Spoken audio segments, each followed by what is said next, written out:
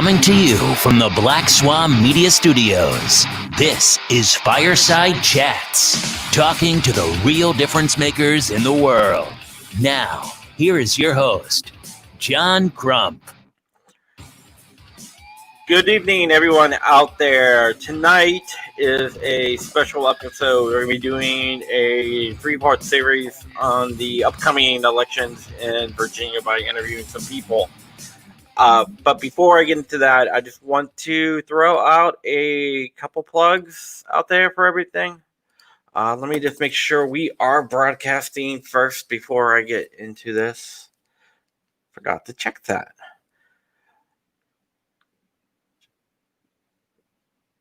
And it looks like we're probably live. I hope.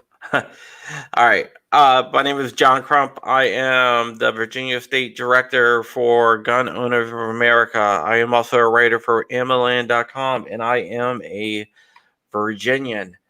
And before we get into anything tonight, I just want to remind you guys that everything that I get through my Patreon or through the Super Chats or through the PayPal link goes to my niece Bella, who is suffering from brain cancer. There's also a GoFundMe in all the descriptions, so you can also donate directly to there. And yeah, that's basically it. But now let me introduce my guest for tonight. That we have a election coming up, and we have a pretty anti-gun candidate running on the Democratic side for re-election, but we do have some good people running on the Republican side to try to take him down, including my guest tonight. And his name is Daniel Gade, and he is running for U.S. Senate. How you doing tonight, Dan? Hey, everybody. Thanks for having me on. Thanks, John. And that's awesome that you're doing this for your niece. Where does she live? Is she close? New York. Okay, good. I hope she's getting the care she needs, and I'm going to chip in a little on my own side here, so make sure you send me the link after. That'd be awesome. Yeah, it's in all the descriptions and everything. Yeah, she's it's tough. The medical bills are just insane. They're horrific. Yeah, they're horrific. I mean, we could talk about healthcare if you want, but people with pre-existing conditions or things like that should be definitely protected against unnecessary medical expenditures. I mean, it's crazy that a family could go bankrupt because their child has cancer, and it's not like that's like an act of God, man. That's like something that's out of the blue, and so it's crazy that that's the case. But yeah, it was like 2 weeks ago. 2 weeks ago, she was a perfectly happy little girl, and then she just got this really bad headache, and got an MRI, and they found that she has a terminal aggressive brain cancer, and she's been in the hospital basically ever since. Yeah. All right. How old is she? She's 9. Okay. Well, we do a every Friday morning. So actually tomorrow's Friday, isn't it? Yeah. So it's every Friday morning we do a campaign prayer call, and so we'll add her to our prayer list. And yeah, that's good, man. I appreciate you standing up for her. So anyway, sorry to dwell on that. Yeah, no problem. So, Daniel, you are running for Senate. But before we get into that, I just want to get into a little bit of your background as a military person, because my wife is active duty military. Oh, cool. And also what drove you to do what you're doing. Yeah, sure. So well, I enlisted in the Army when I was 17 years old. I come from a family that was like totally pro-Army, pro-military, and my mom always told me and my brothers, I had 2 sisters and 2 brothers, and then me, that's 5. And my mom always told me that it was our obligation as American citizens to stand up for what was right and defend our country in whatever thing we were doing. So if it's the military, that's fine. If it's something else, that's fine. But that we are pro-America, that's what we do. And so I enlisted in the Army when I was 17 years old, and I went off to basic training as a brand new little baby private. And then I graduated from basic training, came back to high school because I hadn't graduated from high school yet. And then that fall, I found out I'd gotten into West Point, which was great news. I was really happy about that. So I went off to West Point and graduated from there in 1997. And I branched armor. I picked something hard. I picked a combat arm. because I think that I felt like my leadership skills would be well used there, and that I could help protect the country and protect my fellow soldiers by being a great leader in that unit, or in that branch rather. So then I did a whole bunch of different Army schools, and along the way I spent a little time at Fort Benning doing airborne school, and that's where my wife and I met because she was at Auburn University getting her master's degree, and we got married a year later. That was awesome, and we're still married now, 21 years later, and that's pretty great too. Anyway, so went off to a couple of different posts, and then when 9/11 happened, I was actually at Ranger School. I just started Ranger School as a captain, and we all thought it was part of the road to war. We thought it was part of the scenario, and so when they came out and told us that it was real, we were just stunned and like, holy cow, the country has changed. And so I went into Ranger School in a world at peace, and I came out in a world at war. And I'd been preparing for war. I was not one of these soldiers who's like some, analyst or, some kind of like rear echelon guy. I was a combat armed soldier. And so I knew I was going to war, and was the honor grad in my Ranger School class, which was pretty great. It was a lot of fun. I actually enjoyed Ranger School. I lost like 25 pounds, but I had a lot of fun. We got to blow stuff up and jump on airplanes and stuff like that as a hoot. So then I went off to Korea from there, because before 9/11, I had orders to Korea, and of course we still have to do the Korean mission. And so I went off to Korea, and I served there for 2.5 years, and was commanding a tank company, so I had 14 M1 tanks, and my job was to be the boss of all these guys. There's all men at the time, and then I found out I was going to Iraq, and so in summer of 2004, I got to Iraq on August 7th. We got to Kuwait, and then later in the month of August or early September, I don't remember which, we got into Iraq itself. And our time in combat was freaking tough, man. Like my first soldier was killed in action just a few days after we. Are you getting that echo? I am not. Okay, that's fine. Anyway, so my first soldier was killed a few days after I got into sector, and his name was Tyler Brown, a great soldier from Atlanta, Georgia. My youngest son, rather, I have twin sons. One of them is named after Tyler. But anyway, he was killed in September, and I got wounded for the first time in November, and then I got wounded again. The first time was by a rocket-propelled grenade, and during a firefight, it was fired at my tank and killed my loader and wounded me. And then I got wounded again 2 months later by a roadside bomb. I was out in my Humvee, doing some tribal engagement stuff, and got hit by this roadside bomb, and it blew my leg off. Basically, I had this big, huge hole in my leg, and they evacuated me from the battlefield, and a bunch of sailors and Marines I didn't know gave me blood to keep me alive, fresh blood straight from the donor. Oh, John Voorhees, I know him. I think I know him. Text me back if you know who I am. Anyway, he's from Ohio. So yeah, but I think I know the name. I'm pretty sure I know who that is. But anyway, so they evacuated me from the battlefield, and my life was saved by Navy and Marines. So if you're out there and you're one of those services, thank you for doing that. Spent a year in the hospital, half of it inpatient, half of it outpatient. I had like 40 surgeries. It was horrible, and they amputated my right leg at the hip. I had like this thing on my lip, and my whole abdomen was blown open. I mean, I was a mangled mess, but when I was in the hospital, it was like, do I want to keep serving or not? And because of who I am, I always serve when I'm given the opportunity. So when I was asked, do I want to keep serving? I kept serving. That's what I did. And so I stayed in the Army another 12 years, but I had to change what I was up to. And so I started my master's degree in public policy a year to the day after I got blown up. So January of 2006.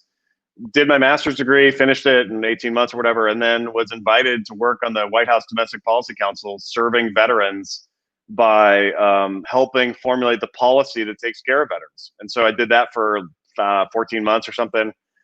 And then I went back to get my PhD in public policy because I was so intrigued by what I was learning. I wanted to learn how to study it better and learn how to be good at it, even better at it. And so then I went and I taught at West Point for 6 years while I was on active duty, and ended up retiring as a lieutenant colonel in 2017. And the first job I took after that was as a political appointee in the Trump administration. So, it's funny because once in a while during this race, I'm asked, the other candidate says that the other candidates say they support Trump, and I'm like, he supports me. What are you talking about? So I served in the Trump administration for about 15 months, 14 months, something like that, and now I'm a professor at American University in D.C. So I live in Fairfax County because I got to commute into D.C. and so it makes sense. And I live in Fairfax County with my wife and 3 kids, and it's a lot of fun. We have a great life.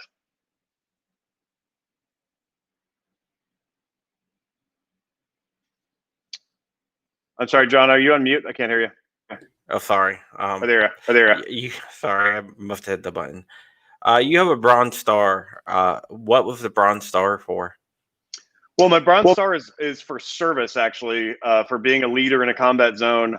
Bronze Star is a pretty typical award, but I've also got a Legion of Merit, which is a higher award than a Bronze Star, actually, and I've got 2 Purple Hearts because I was wounded in combat twice. So, it was I came through my military service kind of scuffed up, but I learned a lot, and I love the Army. I love the military. I love serving my country, and I view this race actually as an extension, in a sense, of my military service, because I was a servant of the Constitution in uniform, and once I'm elected, I'm going to be a servant of the Constitution as a U.S. senator. Same thing, same oath, new mission.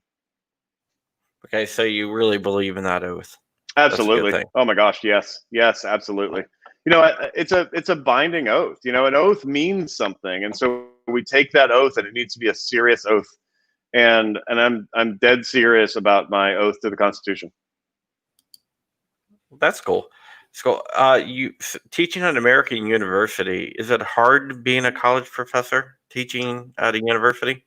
Well, I liked it. I liked it when I was at West Point because that's obviously a college as well, and so I taught there for a while. So I've been a college professor now for all told like 8 years, and I really enjoy it actually because you get to pour into people's lives. You get to train them in what does life look like, and actually many of the really important lessons aren't even what's in the textbook.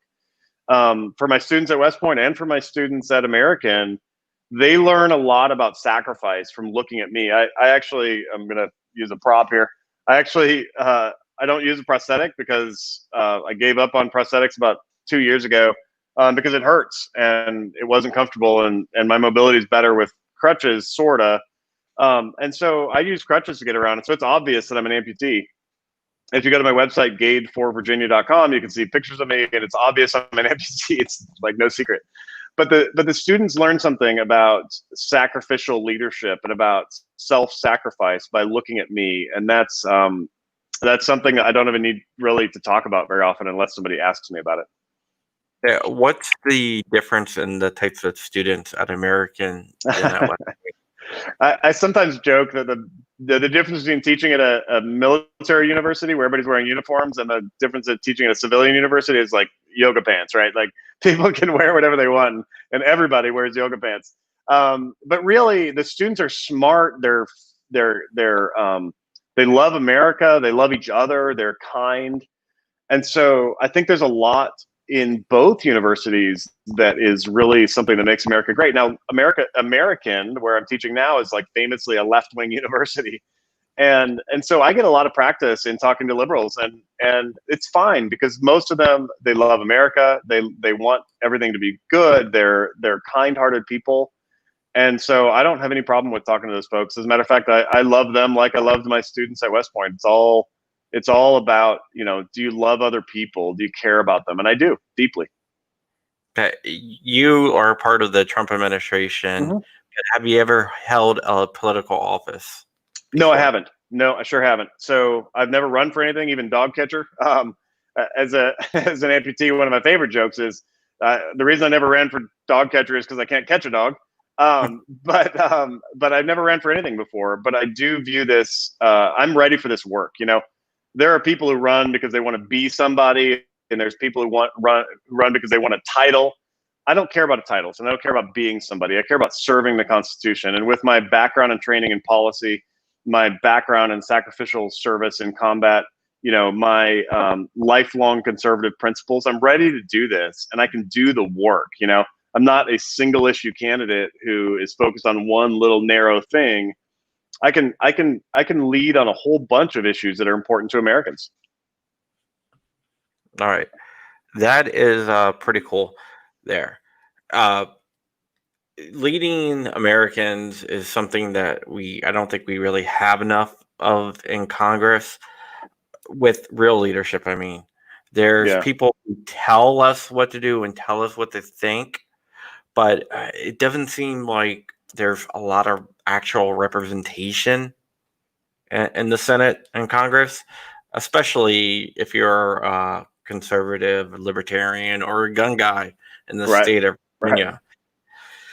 Right. We There, saw. Yeah. Sorry. Go ahead. yeah, there is a lot of left-leaning people in Virginia, and some people don't think that a Republican can win in the Senate or win a race for the Senate. What makes you think you can win? Well, it's really interesting. So I view myself as a unifying figure. I'm if you look at in this Republican primary, I'm endorsed by both former governors of Virginia who are Republicans. So George Allen and Bob McDonnell both endorsed me.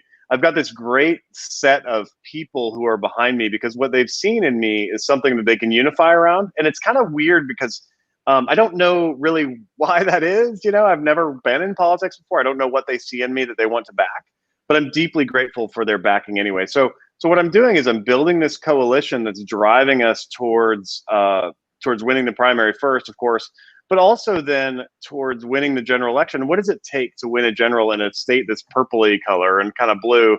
I would say this. I'd say we have to be able to compete on issues where Republicans have typically failed to compete.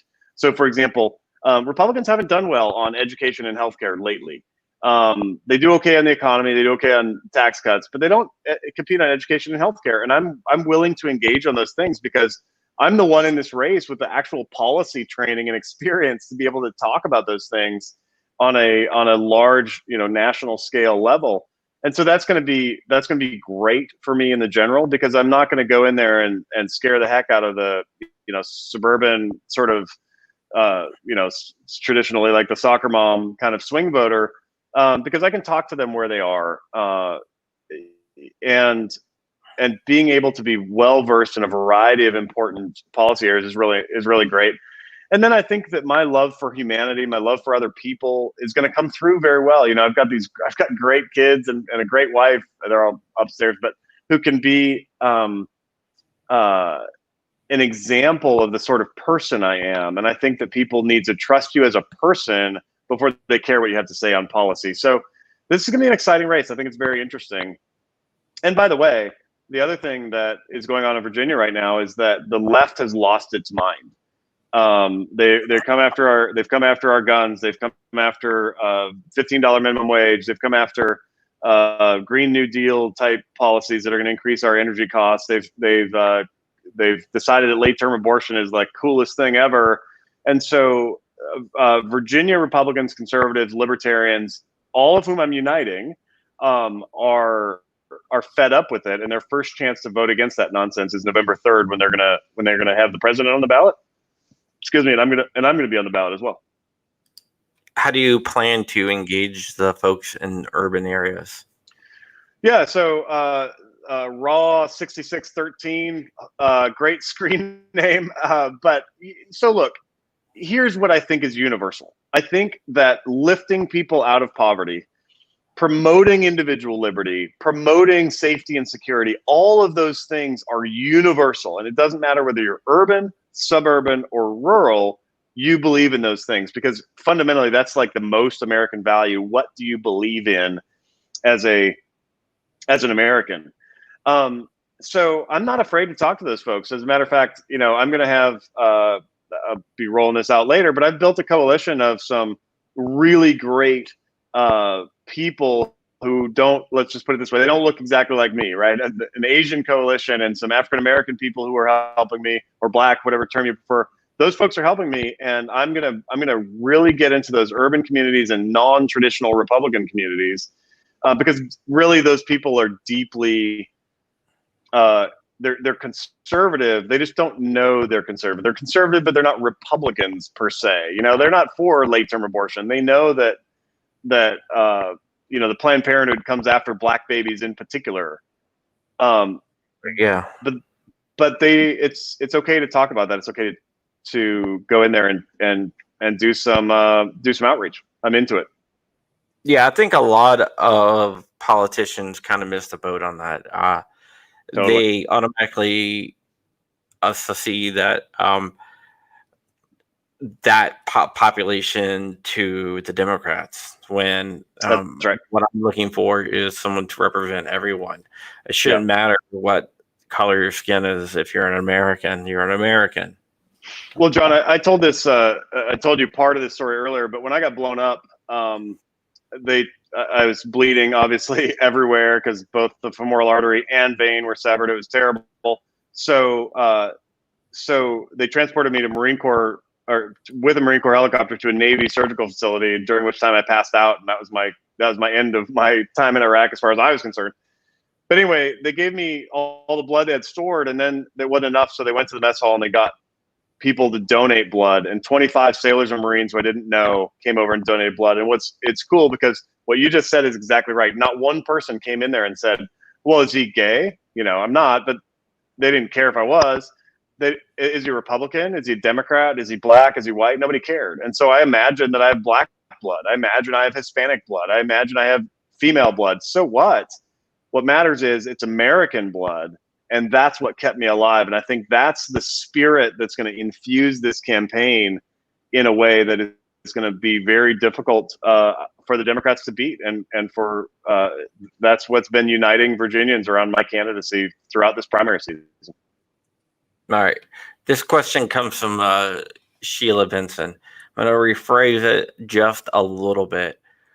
But we are seeing a lot of protests going on. And, I'm for the protest. I'm for any American protesting, but there's also been a lot of destruction going on along with the protest.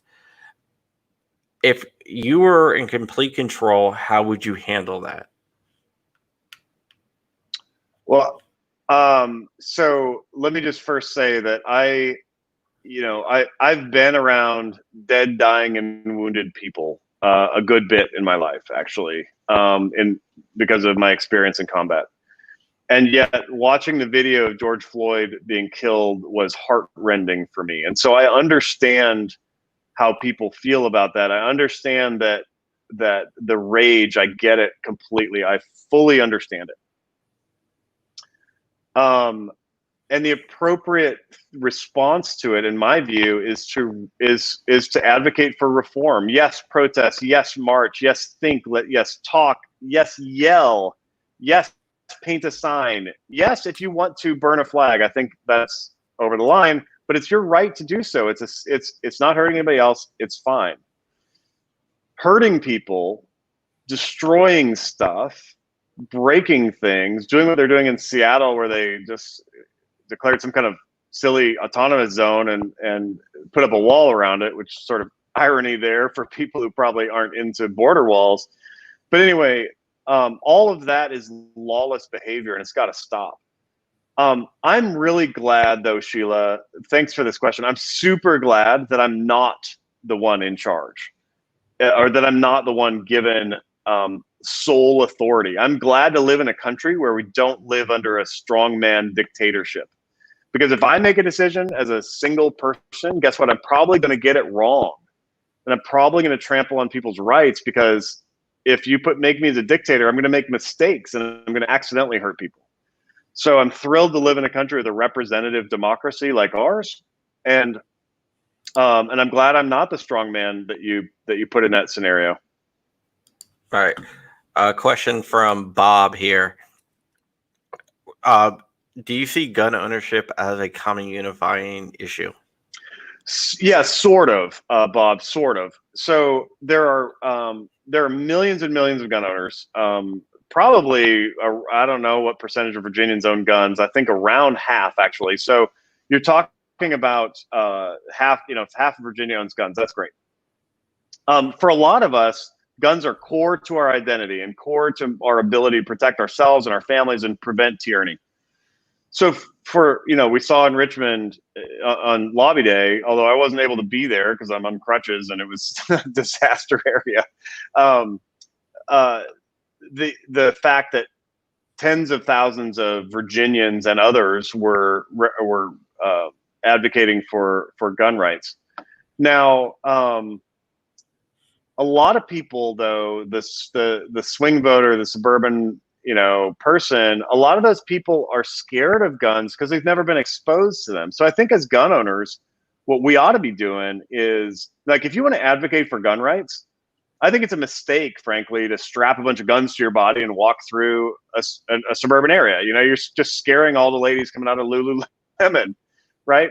Instead, what you should do is be involved in training and in educating and in inspiring the next generation of people to know how to use guns safely. But what's interesting about this question and about this situation that we're in right now is I live in a nice neighborhood, whatever, upper middle class, whatever, educated people. And most everybody in my neighborhood probably doesn't have any guns, because a couple of them have come to my wife and said, hey, Daniel seems like the kind of person who has guns. Can we borrow one? And my wife correctly answers no, because we lost them all in the Potomac. We don't know where they are. So that was a little joke, John. Come on, man. I know. Anyway, so no, we're not loaning out our guns to people, but the fact is, a lot of people are now interested in gun ownership. So I hope it becomes a unifying issue, because I've been totally clear on this. I'm for gun rights. I'm against red flag laws. I'm for concealed carry reciprocity. I'm for constitutional carry. I mean, we can go on and on. And what's interesting, like, all the candidates in our Republican primary are for gun rights. So that's not going to be a place that there's too much difference on, except in, well, I'll leave it there. I was going to say some of them might terrify the suburban housewives. But anyway, so no, look, yes, it might be a unifying issue going forward, because people see the unrest and they're like, oh gosh, am I able to provide for myself and my family? Provide security for myself and my family. Yeah, I had a lot of calls when people started seeing the unrest, people saying, I tried to get a gun, I couldn't get a gun. And I had one of my friends who's like a really liberal friend from Nova who called me up and was like, I tried to order a gun on the internet and they said I had to get it sent to a gun store. Yeah, we all do, buddy. They're like, yeah, and he was just so confused by that, because he always thought that you can order a gun on the internet and have it shipped to your house, because that's the narrative that was pushed. Talking about red flag laws, you say you don't support any red flag laws. In 2000, there's a video circulating that you're probably familiar in 2000. Yeah, I'm totally familiar with that, of course. 19. Do you want to touch on that at all? Yeah, sure. I'm happy to talk about it. I'm against red flag laws. I've been against red flag laws forever, and I will always be against red flag laws for a couple of reasons. They are a violation of the Second Amendment, the Fourth Amendment, and the Fifth Amendment, especially the problem of no due process for people. So what one of the other campaigns put out is a heavily edited video in which I was actually describing to a student in a forum, I was actually describing to a student why red flag laws don't work and why they're unconstitutional, which is to say, look, if there was a parallel universe, which there isn't, and if you had something that you called a red flag law, but it was able to preserve due process, it was able to,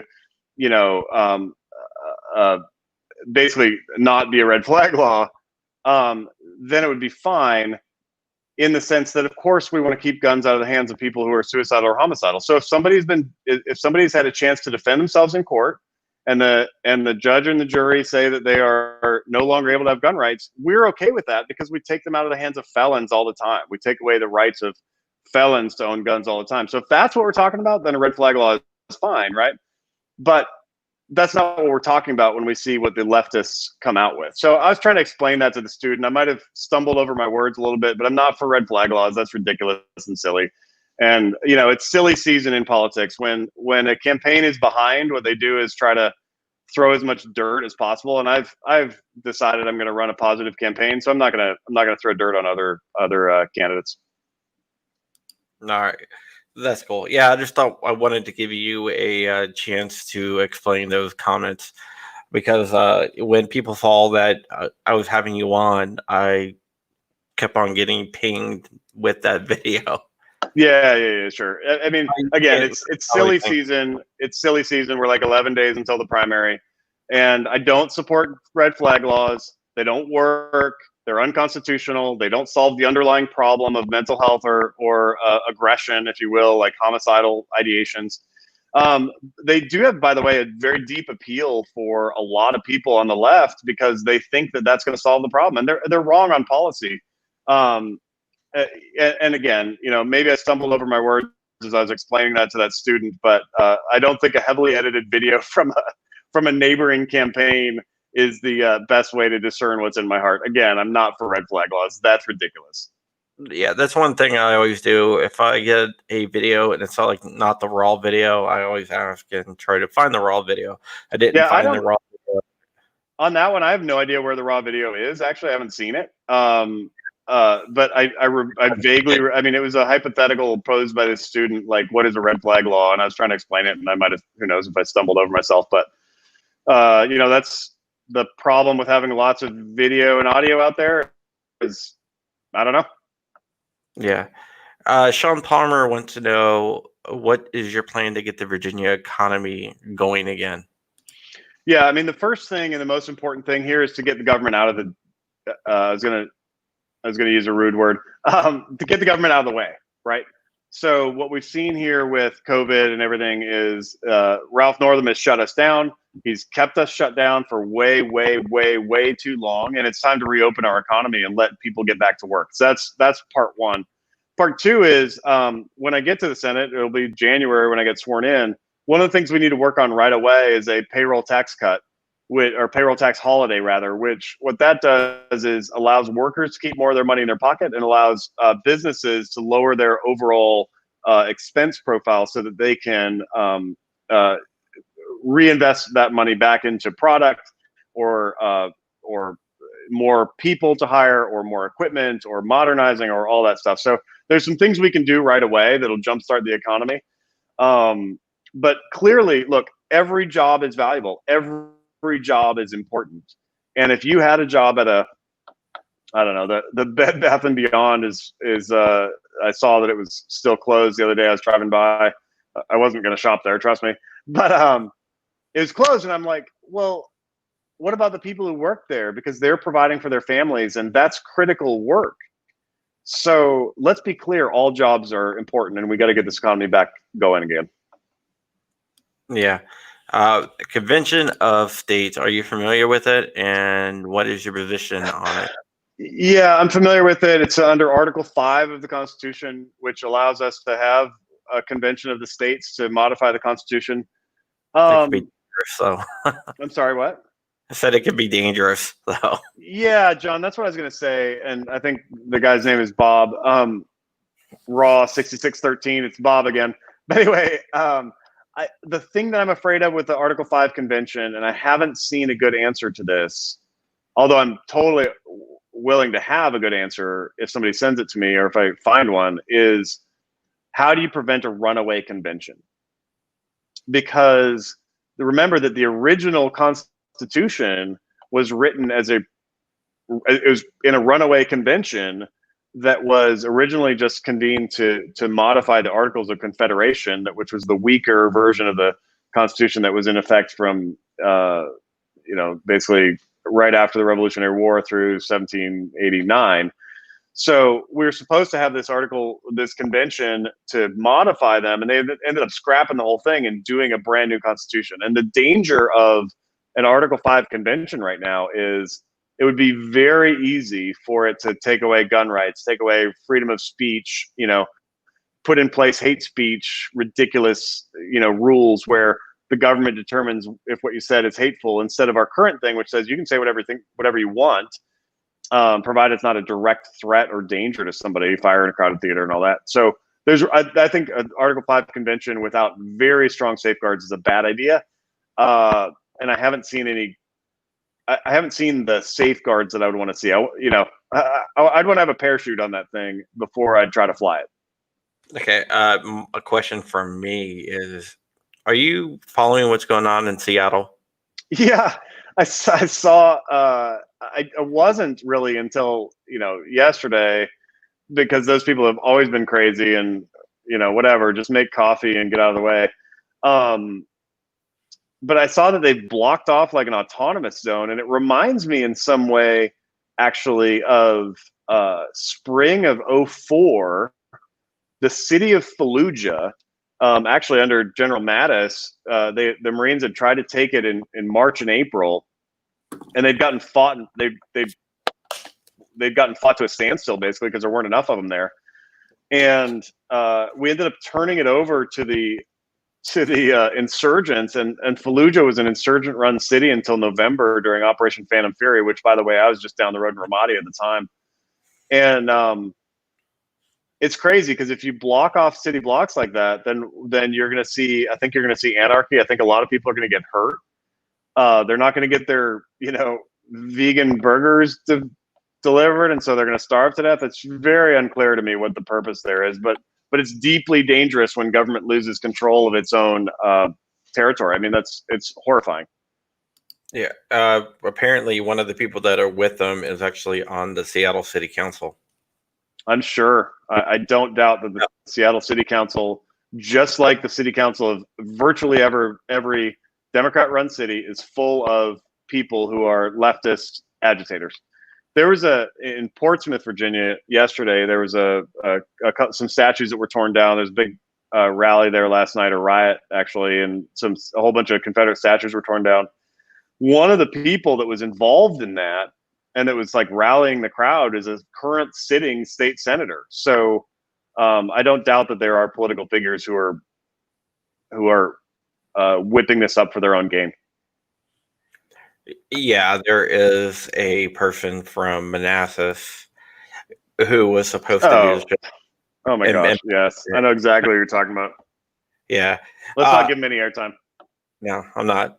I would love to have him on the show because I would have anyone on the show that wants to come on and discuss the issues. Okay.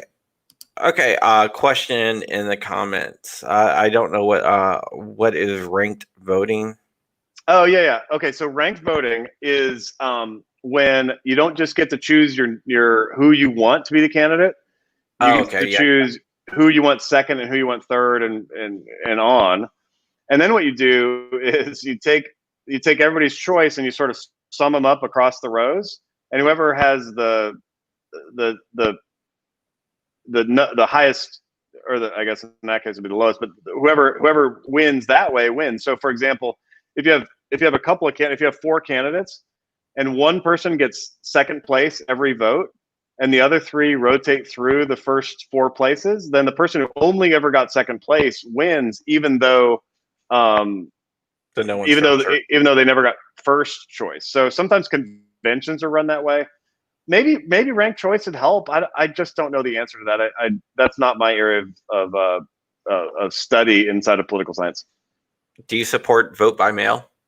No, I don't. Absolutely not. I'll tell you a story. My brother lives in North Dakota, where we were born, and he still lives there. He's got this great shaggy beard, and he lives on this farm and has guns, and he's in heaven.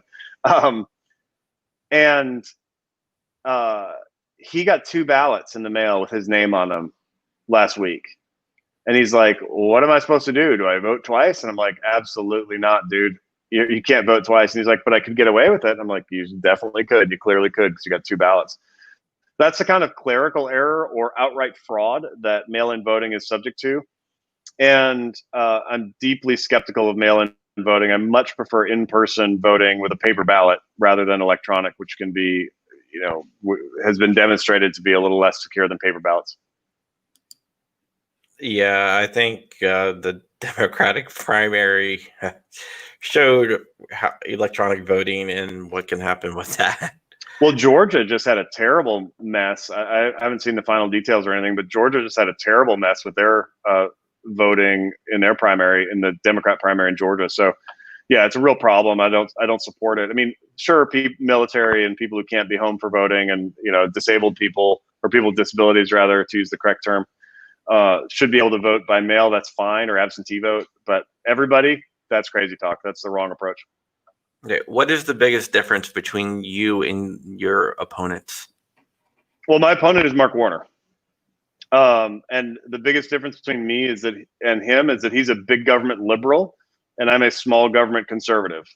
He believes in centralized power, and I believe in individual autonomy to the maximum extent possible. So if you look at his voting record, he's been a party line Democrat hack ever since he was elected, despite his promises to be a radical centrist. It's just not true. And so that's I would say fundamentally the most substantial difference. And you support constitutional carry, you said? I do. Yeah, I do. I mean, what we've seen in places with constitutional carry is that it does not increase gun violence. As a matter of fact, it looks like it decreases gun violence in most studies.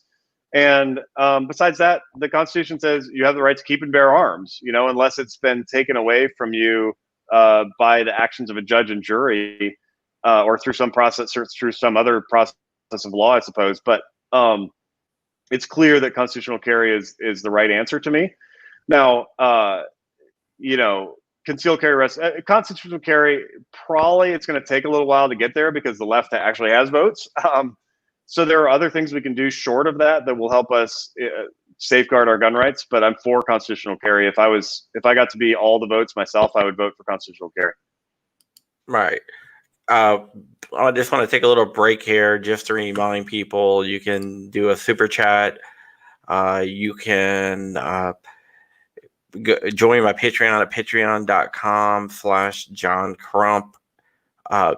You can PayPal me at paypal.me/JohnCC, or in the description there is a link to the GoFundMe for my niece. Everything that I raise goes to her treatment for her brain cancer, and I just want to throw that out there one more time. Everyone. Thanks for doing that. That's awesome. Yeah, I got to do everything you can for family, That's right. Okay, what is your opinion on the NFA? So the NFA was passed in 1937, I think, roughly, in the 1930s sometime. How about this? Well before I was born. 1934. Okay. Then you have the Gun Control Act of 68. The shape of a 7 and a 4 is similar, and I just got it mixed up in my head. Okay, so in the 1930s. And the NFA is ridiculous on a lot of fronts.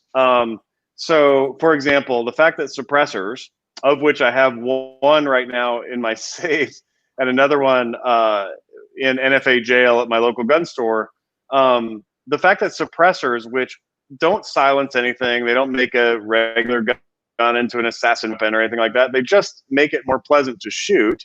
The fact that suppressors are legally sold over the counter in European countries, several of them, and it takes 9 months and an extra $200 tax to get them here is ridiculous. That's stupid and absurd, and it needs to stop. And there've been some people who put in like hearing what's the name of the bill? It's like Hearing Safe Protection Act or something like that. And I support that. I support the tax on suppressors being lifted and the waiting period being lifted because it's a ridiculous law in the first place. That part of it is ridiculous. Similarly with short-barreled rifles. There's nothing that makes a 14-inch barrel any more dangerous than a 16-inch barrel, but a 14-inch barrel is a felony unless you have a $200 tax stamp and a 9-month waiting period, or 10 months or 11 months, however long it takes the ATF to do your background check. There's no difference. So that needs to be repealed, and I've been firm on that and stated that again and again. How about the Hughes Amendment? I'm not sure if you know what that is. No, remind me. Help me. There's a lot of amendments to every bill that comes out. Yeah.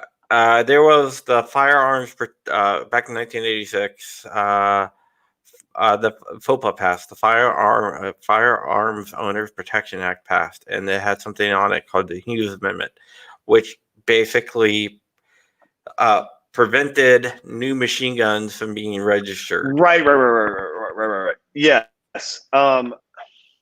What was the purpose of that? I don't even know what the purpose was, but what it did was basically make it prohibitively expensive to even apply for the level of license that allows you to own and operate a fully automatic weapon. And so you see these like super lame shooting ranges and things that only have like a BAR, which is like 1950s technology, when they could have saws and things like that, which are better.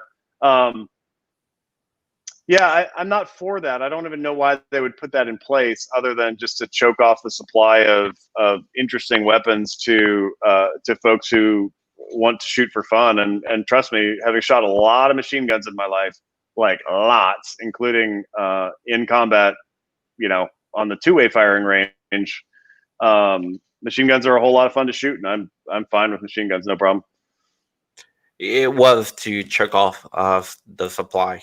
It's ridiculous. I mean, it's just backdoor gun control. It's like when the lefties say, "Oh, we're gonna ban ARs, but you can keep the ones you own, but you just can't transfer them." Well, guess what that means? It means I'm 45, and 40 years from now I'll be dead or whatever, and that means my sons can't have my ARs. That's ridiculous, because besides that, I lost mine in the Potomac anyway. I don't know where they are. But you see, like, that's ridiculous. And it's a backdoor way to do gun control, and I'm against that. Yeah, I'm checking on something here. My my viewer count on Restream is way off, and I don't know why. Not that we're not getting viewers, it's just what is appearing to me is off from what actually hitting the server. Well, I hope we have a lot. This is kind of fun. I'm enjoying it, John. We do. We actually have a little bit over 100, and it says we have 8. So, that's not great. Yeah. No, I was like, why do we have 8? Only 8. I looked, I was like, oh, never mind. I got scared there. I was like, man, somebody must really not like him. That's funny. Yeah. Okay. You remember the Trump administration, but the Trump administration did ban bump stocks. Yeah, I don't know why they did that, except as kind of a knee-jerk reaction to the horrific tragedy of the Las Vegas shooting. I don't know any serious. I've been around serious shooters, professionals, my whole life. I've never known a serious shooter to care about a bump stock. I think it's kind of a dork toy. Whether they should have banned them or not, I mean, either make machine guns legal or don't, but don't try to go around the law. I'd say, I don't know. I mean, how do you feel about them, John? How about that? I mean, I think they're sort of it's like a trick. It's like a toy, kind of, except for that evil psychopath used it as a way to make his regular AR into basically a saw and killed 60 people. Yeah, I am gonna get to your comment in 1 second, Con. But yeah, how I feel about it, I am probably the wrong person to ask if because I'm not for any gun laws. So, yeah. No, that's a perfectly respectable. That's a perfectly respectable opinion, and if you want to get a bump stock, get a bump stock, I guess. But I don't have any strong opinions about bump stocks, really. I mean, I don't really like bump stocks, but I don't think they should be banned either. And I will fight to overturn that ban any way I can, even though I don't really see the point of them. Because I will fight for things that I don't see the point in, but philosophically, I don't think that the government has the right to ban it. Yeah. All right. Here's some reason, the comments. I got it now. Yeah. For some reason, Con Lala, her super chat isn't showing up, so I'm just going to read over here. Will you have a Trump rally in Virginia? Well, I hope we will. I don't know if the president's going to. I mean, I know he had one in Abingdon in 2015 or 16 during the campaign. I think he had one in Virginia Beach too. I don't remember. I hope he has them. I hope he competes here. He needs to compete here because he can win here. So yeah, I don't know. I mean, if he goes, I'll definitely go. But I haven't seen what their plans are on that. And really, I don't think we're going to find out until we actually get through this COVID mess and we get back into full scale campaigning. When do you think that's going to happen? Well, the president is doing a rally in Oklahoma City, somewhere in Oklahoma. I'm not sure which town. On June 19th. So I know he's back out campaigning. I just hope he'll cross the Potomac and spend some time here with us in Virginia. All right. This COVID-19 thing has really changed the way that people campaign. Yeah, totally. Like if you watch Biden, you can watch him walk off in the middle of a live stream while reading a question because he doesn't really understand how cameras work, I guess. But that's funny. What type of changes did you have to make because of the COVID-19 outbreak?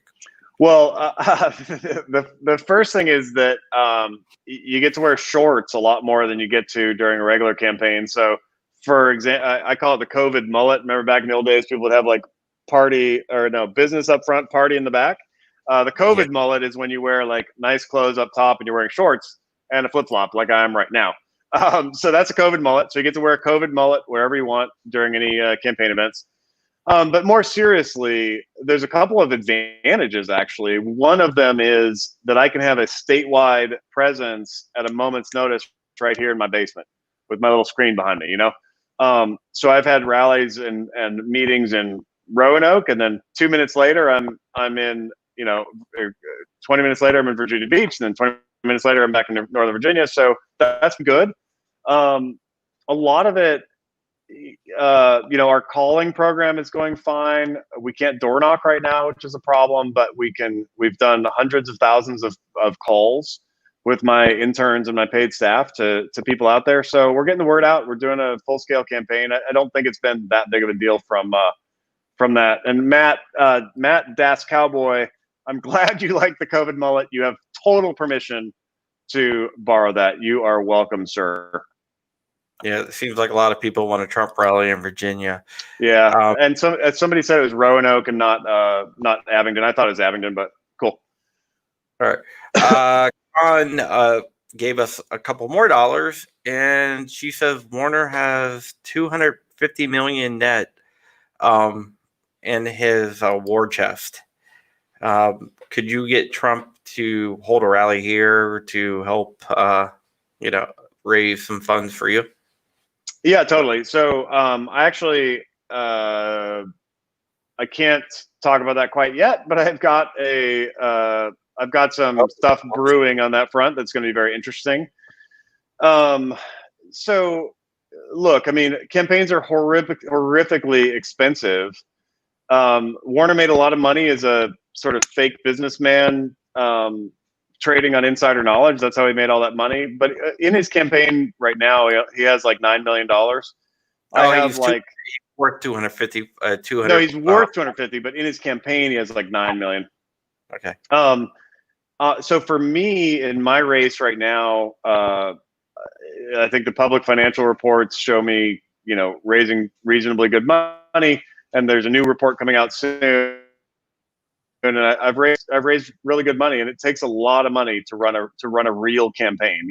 You can make some noise on the internet with a few $1,000, but you can't run a real campaign with a few $1,000, and that's just the nature of the way the world is right now. So I'm pleased with where I am right now in the primary financially, and then in the general election, I'm going to have to raise a whole hell of a lot more money. And if you want to help, you can do that easily. Go to gadeforvirginiagod.com/donate, throw in $5.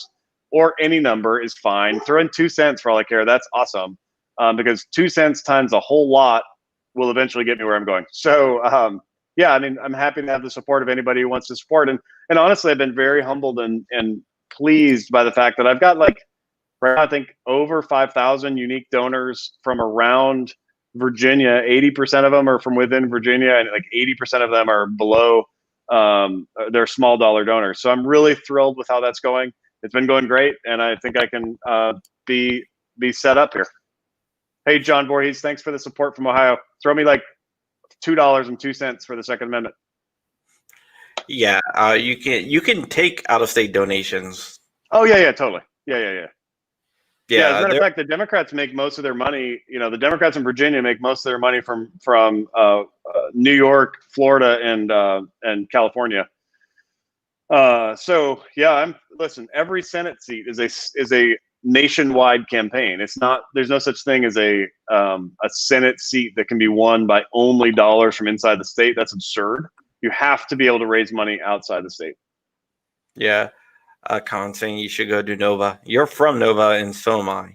Yeah, I live in Nova, and actually, I'm doing. I'm going to be doing some stuff in Nova this weekend. I'm going to the VCDL is having a thing in Alexandria, and I've got a previous event, and I'm going to try to get up to the VCDL thing. But my whole campaign staff's going to be there. It's going to be awesome, and we're showing them that this ridiculous patchwork of laws that they're trying to put in place by taking away concealed carry permit rights and stuff in Alexandria City is ridiculous, and it's got to stop. So hopefully that'll be a good turnout. Yeah, on Saturday they're gonna do the final vote. It's going to pass. No, I think it's Saturday the 20th that is the final vote, and Saturday the 13th is the rally 1 to 3 at Alexandria City Hall. If you're watching this, please try to join us. Look for my logo. You'll see my campaign staff, and if you see a one-legged guy on crutches, that's me. I've got a previous thing down by Culpeper, and I'm going to try to get up there. I couldn't. The other one is important as well. So, yeah, that is something that everyone needs to attend. We're probably not going to change the mind in Alexandria, but we can send a strong message to the rest of the state. And I think with this whole Covet thing, and also the the unrest around the nation, yeah, I think that actually helped gun rights a little bit. Oh yeah. I told you this earlier that a couple of my wife's friends, she walks our dog and stuff in the neighborhood, and they've come up to her and said, "Hey, can you help us figure out how to get a gun?" And she's like, "Yeah, go to the gun store," And they say, "Well, can we borrow some of yours?" And we say, "Absolutely not. Nope, they're all busy." And Con, John, you can share my information with Con if you like. Is Con anyway? Yeah, share my information with Con. I'm happy to talk to Con. Yeah, hit me up, Con, at Real John Crump over at Facebook. I don't really have any contact information for Con. So yeah. Thank you, Matt Def Cowboy, the guy that's been sharing the links and letting me know behind the scenes everything. Is the producer of the show. Oh, good. Hey, Matt. And a couple other people there. Or a couple of my researchers are out there as well, and they fed me some information about you, so I didn't do all this research on my own. Great. So yeah, I do have a Patreon, and everything in my Patreon goes to help my niece who is fighting brain cancer. One more time, I don't usually put out this many plugs for my Patreon and stuff like that because I really don't use it that often. But for this, Matt, it's not. I think it's John Crump. Let me just check it. Sorry, I usually don't use Patreon that much, but I started it because of my niece. Let me just make sure I'm giving out the right link to everyone. Yes, it's John Crump, Matt. It's patreon.com/John Crump. Yeah. Warner barely won against. Con just brought that up. Yeah, Con, thanks for bringing that up. Yeah, he Gillespie. barely squeaked by last time. He's imminently beatable. I'm definitely in the best position to beat them. I have the best team. I have the best coalition of people around me. Not just politicians, but also just regular old Virginians who are out working their tails off for me. And that's a lot of fun to be at the leadership, in the sort of driver's seat of the Gade Brigade, and that's a lot of fun. We're having a great time, and it's a hoot. All right, and final thing, you have 30 seconds. Give us your best plug. Give me my best plug. Okay, so I'm a career servant. At the end of the day, I've only been a servant of the Constitution my whole life. That's all I've ever done. And that's all I'm trying to do here in this Senate race. I'm not trying to be famous. I don't care about that. I've got plenty of titles. I don't care about titles. I'm trying to serve my fellow man, serve my fellow Virginian, and protect our great country, protect our rights. And our rights are what separate us from every other country in the world, because we are the world's best country. So I'd love to have your support in this race. Gade4Virginia.com. Vote for me on June 23rd in the primary. I'm the number one person on the ballot. Daniel Gade is my name, and it's a pleasure to have been on with you tonight, John. All right. Anything else you want to plug before I let you get out of here and go to bed? You probably have a long day of campaigning tomorrow. Yeah, I got some stuff going on tomorrow. I got some meetings online mostly, but yeah, it's been a pleasure being on with you, John.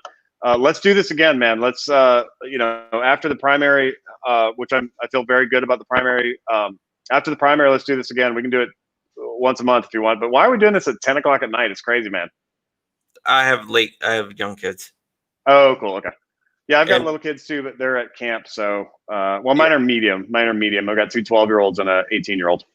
Yeah, I do this. I work for GOA, and then I am also a journalist, and I have another project going on as well. So I usually go to bed around like 2-ish, 3-ish. Oh my gosh. What time do you get up? A little bit before 7. Yeah, man, you got to get more sleep. I listen to the Joe Rogan podcast a lot when I'm working out, and he talks about sleep all the time. You got enough sleep so you can do high function, man. Otherwise, you're like half drunk all day with tiredness. Well, I've never slept even since I've been a kid. I just can't sleep. I've tried. Take some melatonin. Take a bath or something. Come on, man. I actually tried melatonin. It didn't work. I got some sleeping medication from the doctors one time, and I thought that was going to make me go to sleep. Nothing. Yeah, that's funny.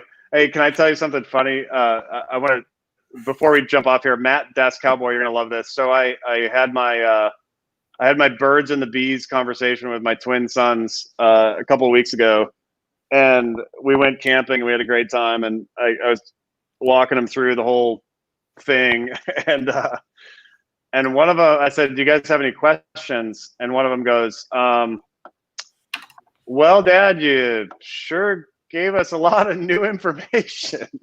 So I thought you'd like that when you said preteens, may God help us. Yes, that's right. Preteens are awesome. I love my guys.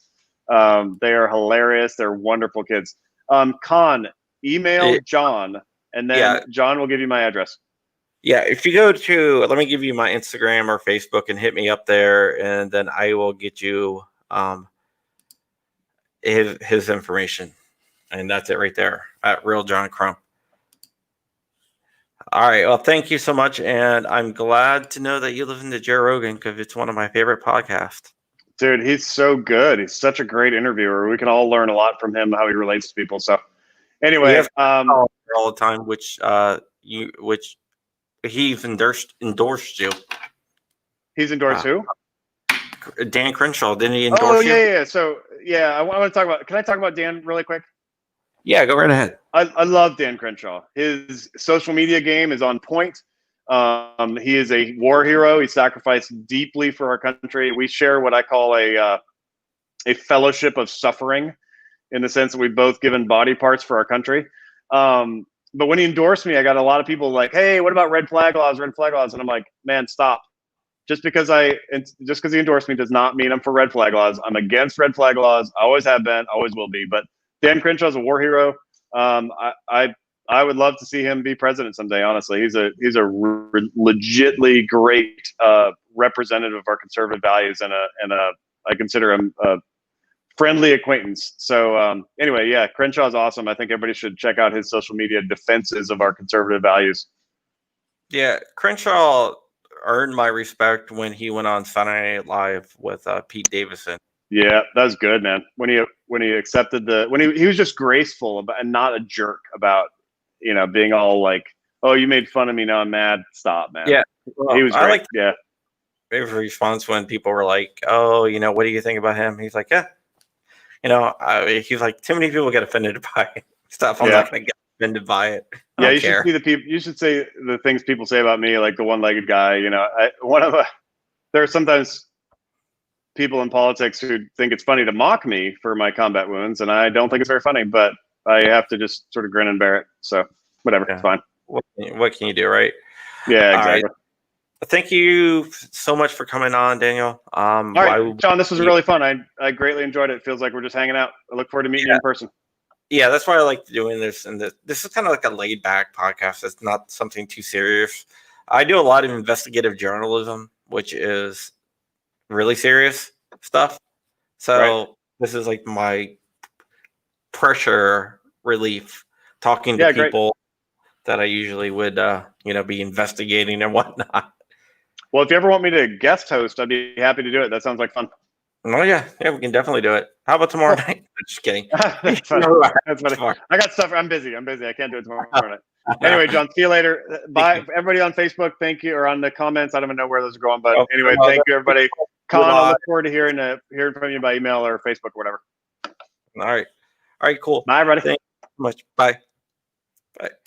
All right, that is Dan Gade, and I want to put out a couple other things here. You can save 25% off your Gun Owners of America by going to /black-swan-media, and you can also join our Facebook group. And if Dan, you're still listening, you should join our GOA group, which is facebook.com/groups/GOA-Virginia. That's all the gun rights people in Virginia.